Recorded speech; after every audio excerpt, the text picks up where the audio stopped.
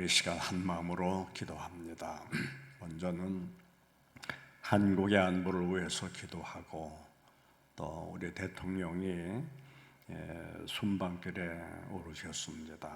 어디 가서든지 실수하지 아니하고 꼭 하나님이 우리의 민족 지도자를 지켜달라고, 그래서 좋은 성과를 거두고 안전하게 돌아오실 수 있도록 위하여 기도하시고, 또 두 번째는 우리 신앙생활은 깨달음이 있어야 합니다. 그것은 성령이 주시는 축복입니다. 그래서 꼭 깨달음의 은총이 우리 성도들에게 임하도록, 또 세 번째는 태풍이 지금 간접적인 영향이지만은 그래도 우리나라의 한 모퉁이를 아마 지나가는 것 같습니다. 안전을 위하고 성도들의 생활도 또 건강도 다 이렇게 안전히 임하기 위해서 같이 기도합니다. 하나님 아버지, 오늘도 우리에게 귀한 은혜 베풀어 주셔서 세상에 내 입을 열기 이전에 먼저 우리 하나님의 거룩하신 성호를 찬송하도록 하나님이 우리의 발걸음을 교회로 인도하여 주시고 우리 아버지 앞에 거룩한 예배를 드릴 수 있도록 은혜로 함께해 주심에 감사드립니다. 우리 아버지, 항상 하나님 앞에 향기 나는 삶을 살아갈 수 있도록 주의 능력을 더하시고 은혜를 더해 주시기를 기도합니다. 특별히 한국의 안보를 꼭 지켜주셔서 불행한 일이나 어려운 일이나 고통받는 민족 되는 일이 없도록 이 나라의 민족 하나님 지켜주시기를 원하옵니다. 또한 대통령의 순방길에 오르셨사오니 먼 길 잘 다녀오시도록 하나님의 은혜가 함께 하시고, 여호와여 어디 가서든지 실수하지 아니하고 우리의 조국을 위하여 일하는 그런 지도자가 될 수 있도록 항상 하나님의 안전 가운데 동행하여 주시고, 특별히 그 주변에 하나님의 좋은 사람들 세워주셔서 우리나라 복 있는 나라 함께 세워갈 수 있는 그런 일꾼들 될 수 있도록 허락하시기만을 기도합니다. 거룩하신 아버지 하나님, 참으로 거룩한 성령의 역사가 임하지 아니하시면 깨달음이 없는 줄 압니다. 성령께서 깨달음을 더하여 주셔서 우리 모두가 하나님의 나라의 소망을 갖고 땅 위에서도 은혜롭고 복되게 살아갈 수 있도록 하나님의 은총이 충만케 해 주옵소서.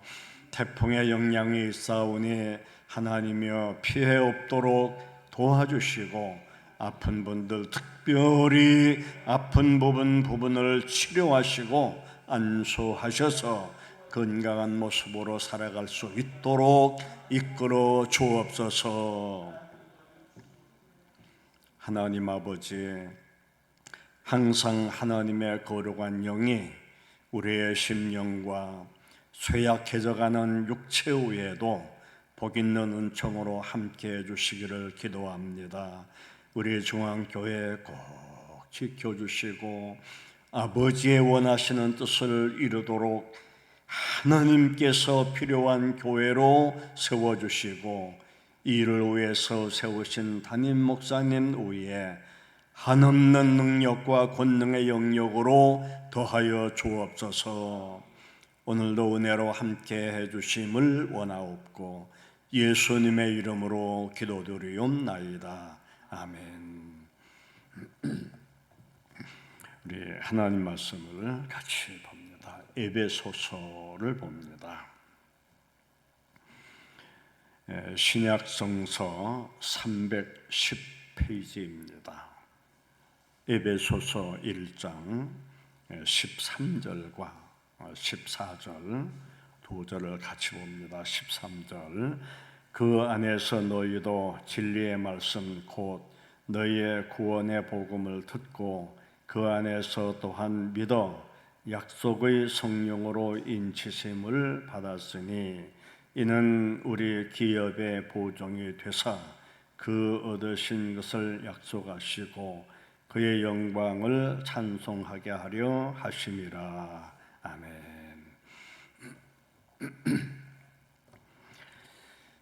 오늘은 본문의 말씀에 의해서 13절 하반절에 보면 성령으로 인치심을 받자는 그런 말씀이 있어요.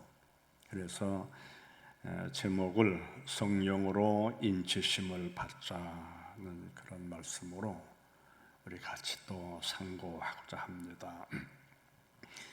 이 에베소의 말씀은 사도 바울이 로마의 옥중에 갇혀 있을 때 거의 그 옥중 거의 말기에 기록한 그런 말씀입니다.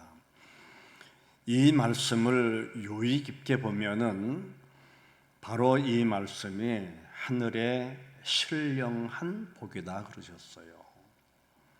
우리네 복은 자칫 잘못해서 현실적인 것만 복으로 보는데 그것은 올바른 이해성은 아닙니다. 그래서 바울이 하늘에 속한 신령한 복이라고 하는 이 말씀에 우리는 유의성을 두고 본문을 이해해야 합니다. 우리 한국 교회 안에 한때는 참 성령의 바람이 강하게 불을 때가 있었어요. 그때 교회마다 난리 났었죠. 그래서 신유의 역사라든지 또 아니면 은사송회라든지 또 안수라든지 더 나가서 예언이라든지 심지어 안찰 같은 경우도 있었습니다. 그때 얼마나 이 교회가 성령도 임했지만은 그 속에 악령도 임했어요. 무시 못할 일입니다. 그래서 은사 받았다고 하는 분들이 조그만 강단을 이렇게 보자기에 꾸려가지고 은혜 받은 집들을 찾아다니면서 집회 나름대로 예배 드려주고 안수기도 해주고 그냥 안 좋은 그런 영향들이 많이 있었습니다. 저도 그런 일들을 교회에서 참 여러 번 겪어봤습니다. 어떻든 이런 탈선적인 집회가 범람해서 그리스도인들을 현혹할 때가 한때 있었습니다. 그것은 지금 많이 지나온 상태죠. 이 한국의 토착적인 그 무속 신앙과 더 나가서 무당 기독교와 같이 성경 말씀에 뿌리 내리지 못한 이런 교인들을 넘어지게 한 때가 있었습니다. 그래도 그것을 다 극복하고 오늘 우리네는 이곳까지 와 있다라고 하는 거, 하나님이 엄청 사랑하고 축복하고 있다라고 하는 것을 우리는 알아야 합니다. 지금 본문 13절에 보면은 하반절에 그랬죠. 약속의 성령으로 인치심을 받았으니 라는 말씀이 있어요. 여러분 여기 용어에 보면 받았으니 라고 하는 이 말을 보면은 다른 말로 보면은 받지 못한 사람도 있다는 그런 말입니다. 받지 못한 사람도 있어요, 분명히. 또 4장 40절에 보면은 하나님의 성령을 근심하게 하지 말라. 그 안에서, 그라고 하는 것은 성령이죠. 그 안에서 너희가 구원의 날까지 인치심을 받았느니라 그러셨어요. 여러분, 우리가 이 하나님 앞에 인침을 받고 산다고 하는 거, 참 이게 펄떡펄떡 뛸 만한 기쁨적인 축복입니다. 여기 인침적인 얘기가 나왔는데, 인침을 받지 못한 대표적인 사람이 누구일까? 다른 것보다도 예수님 당시에 인치심을 받지 못한 대표적인 사람이 가룟 유다입니다. 보세요. 가룟 유다가 예수님 앞에 헌신적인 일을 안 했습니까? 그는 상당히 머리가 지혜로운 사람이라 그랬습니다. 그런데 그의 신앙을 보면은 다 모방신앙이에요. 그는 모방신앙, 모방순종, 모방헌신하다가 결정적인 순간에 제고소로 갔다 그러셨어요. 이것이 제 얘기가 아니에요. 사도행전 1장 25절에 보면은 아주 결정적인 순간에 하나님 앞에 돌아와야 되는데 제고소로 갔다 그랬어요. 여러분, 이게 지금 다 녹화되어서 밴드로 나가기 때문에 집에 가서 다시 한번 이 말씀을 음미해 보세요. 사도행전 1장 25절에 보면은 제고소로 갔다. 그래서 오직했으면 주님은 너는 차라리 나지 않았으면 더 나을 뻔했다 그랬어요. 얼마나 이거 안 좋은 일이라면은 주님이 그리 말씀하셨겠어요. 생명력이 없는 신앙의 모방은 버림받습니다. 마태복음 7장 22절이죠. 생명력을 없는 신앙, 그 모방 신앙 아무 가치가 없죠. 제가 이 마태복음 7장 22절과 23절을 읽어드립니다. 나더러 주여 주여 하며 선지자 노릇 주의 이름으로 귀신을 쫓고 권능을 행하는도다. 내가 너희를 도무지 알지 못하니 이 불법을 행하는 자들아 내게서 떠나라 그러셨어요.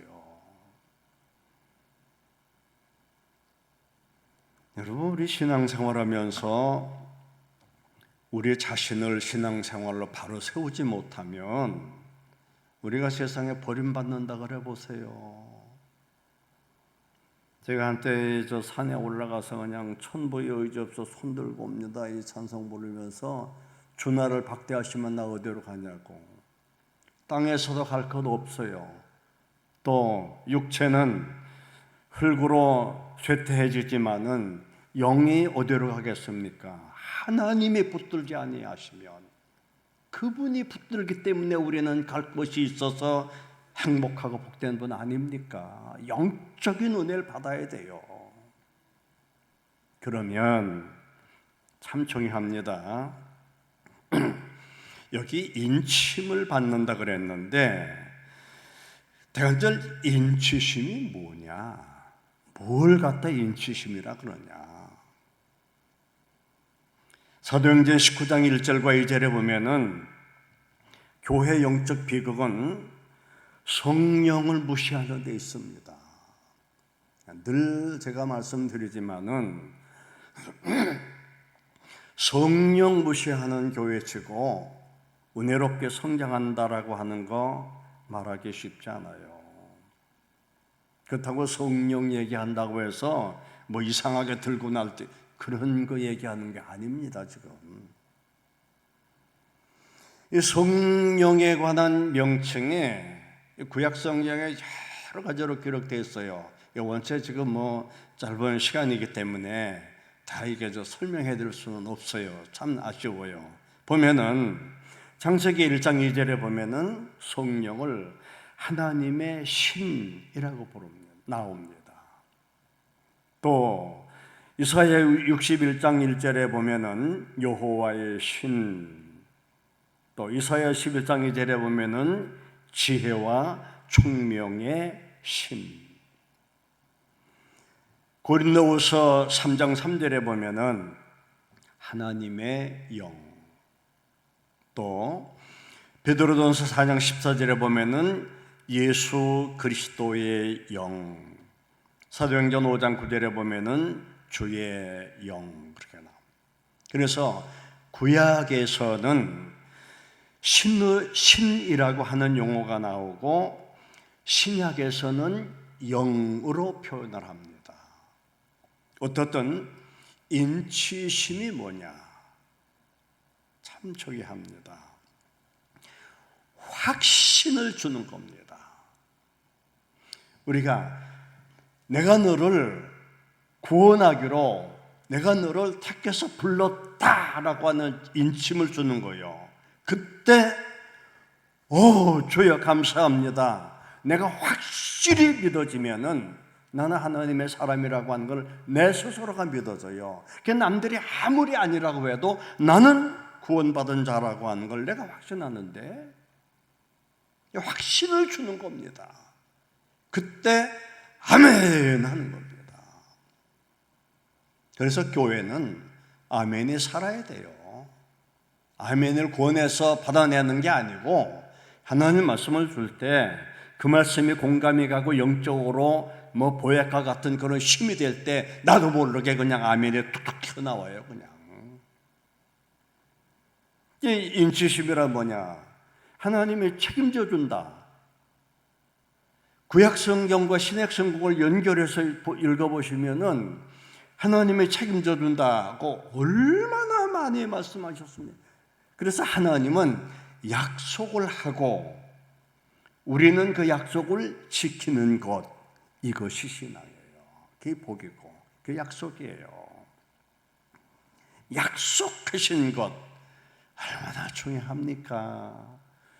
우리를 은혜 주시려고 약속하시고 복을 주시려고 약속하시고 지켜주시려고 약속하시고 문제 속에서 구원해내시려고 하나님이 다 약속하셨는데 단 내가 몰라서. 여러분, 오늘 우리는 인치심을 받았다는 걸 믿고 인침 받았기 때문에 지금 여기 와서 계신 겁니다. 또 인침을 받았기 때문에 우리가 하나님을 믿는 것이고 그 은혜에 감사하는 우리 심정들 될 것을 주의 이름으로 권합니다. 그럼 두 번째, 어떻게 인치심을 받을까? 참 중요하죠. 어떻게 인치심을 받을까? 하나님은 말씀을 그대로 말씀하고 계세요. 10절에 보면은 듣고 믿어 그랬어요. 처음에는 들어야 돼요. 또 갈라디아서 3장 2절과 5절에 보면은 복음은 들어야 한다 그랬어요. 듣지 않는 데서 알 방법이 없어요. 들어야 돼요. 로마서 10장 7절에 보면은 믿음은 들음에서 난다. 들어야 돼요. 계시록 2장 29절에 보면은 들을 수 있는 귀는 하나님의 선물이라 그랬어요. 여러분, 하나님의 선물이 그냥 무슨 보따리나 갖다가 주는 이런 선물을 얘기하는 게 아니고 들을 수 있는 귀가 있는 분, 그런 자리에 있는 분, 그것이 바로 하나님의 선물을 주고 있는 순간이라 이거예요. 오늘도 이렇게 볼 때 우리는 그 선물을 받고 있는 거죠. 그래서 구약의 복은 현실적인 복이에요. 물질의 복이에요. 그러나 신약의 복은 그와는 좀 달라요. 물론 그것도 포함은 되지만 더 중요한 것은 영적인 복이에요. 그래서 주님의 일을 하다가 고통을 받는다든지 심하게는 순교를 당하는 게 전부 영적인 복이죠. 여러분, 우리는 차원 낮은 그런 믿음 생활이 아니라 수준 높은 영적인 3차원 세계 속에서 신앙생활을 할 수 있는 그런 은혜가 우리 모두에게 있어지기를 그리스도 이름으로 권합니다. 세 번째는 그러면 인침 받으면 뭐가 그리 좋냐? 세상에서만 돌봄을 받는 거냐? 대관전 인침 받으면 좋은 게 뭔가라고 하는 거죠. 인침을 받은 자는 누림의 복을 받습니다. 누림의 복. 어떤 분들은 기껏 일해놓고도 자기는 써보지도 못하고 세상 손 놓는 분들도 있죠. 자기가 그렇게 피땀 흘려서 그 삶을 일궜으면은 그는 누려야 할 텐데 그런 건 전혀 없다 이거죠. 비단 그런 것만 얘기하는 것이 아닙니다. 지금 에베소서 1장 18절을 보면은 바울은 이렇게 말합니다. 내세의 소망을 알게 된다 그랬어요. 여기 지금 오신 분들은 성경을 통해서 내세의 소망을 다 아는 분들입니다. 우리는 구원받은 분이고 우리가 죽으면은 영혼은 들림받아 아버지의 나라 임한다고 하는 거. 천상의 세계에서 영원토록 우리는 하나님의 은총을 누리는 사람들이라는 것을 압니다. 그러나 하나님을 모르는 분들은 모르는 거죠. 그래서 하나님 믿는 분들, 즉 인침을 받은 분들은 내세의 소망을 알게 됩니다. 그래서 세상에 살면서도 그 바쁜 틈을 내서라도 하나님 관계를 더 은혜롭게 맺으려고 주일날도 나가고 쓰고 싶은 헌금도 쓰지 못하고 아버지 것을 구별하고 지나온 생활에 감사해서 내 것 톡톡 털어가지고 하나님 앞에 드리기도 하고 다 그래서 그러는 거예요. 이게. 여러분 희망이 없으면 죽은 것이나 마찬가지예요. 독일 국민에게 고한다라고 하는 책에 보면은 독일이 망했어요. 희망이 없었어요. 그때 나타난 사람이 무슨 말을 했냐면 독일 국민이요 희망을 갖자 그랬어요. 아픈 사람들도요 희망이 있으면 살아요. 그런데 나이가 많든지 몸에 뭔가 병이 심해가지고 희망이 없으면 마음부터 꺾어져 버려요. 우리에게 희망이 있지 않습니까? 아직까지 죽을 날이 언제인지는 모르지만 우리에게 희망이 있고 육신이 다 돼가지고 죽으면은 영원한 그 나라의 희망이 있으니 얼마나 감사합니까? 이 축복, 이 은혜를 놔두고 무슨 딴 생각을 할 수가 있어요? 또 19절에 보면은 이 땅에서 하나님의 위대하심을 안다 그랬어요. 여러분 기도하다가 느껴보면은 그런 거 많이 느껴볼 겁니다. 하나님의 위대하심 속에 자기 자신을 비춰보면은 그냥 미세한 먼지만 또 못한 것이 우리 존재예요, 인간이에요. 그 위대하신 하나님이 우리를 돌보시고 책임져 주시고 인침을 해준다. 이 하늘에 이런 은혜를 받은 분들이 뭘 그리 불만족이 돼서 광야에서 백성들이 하나님의 제일 싫어한 게 불평이에요. 그것 때문에 하나님이 다 버렸어요. 살아보면요 분명히 세상을 살아보면은 세상 감사한 것밖에 없어요. 여러분 눈 하나만 망가져도 얼마나 안 좋고 어떤 사람은 아주 괴로워 죽겠다 그러는 분들이었어요. 한 번은 저에게 상담하러 왔어요. 뭘 그리 죽을 일이 그렇게 있냐고 난 놀래서 그랬어요. 그랬더니 그분이 하는 얘기가 여기 손톱에 하얀 거 생겼대. 이거 하나 점 있는 손톱에 하얀 점 하나 있는 걸 가지고 괴로워서 죽겠다고.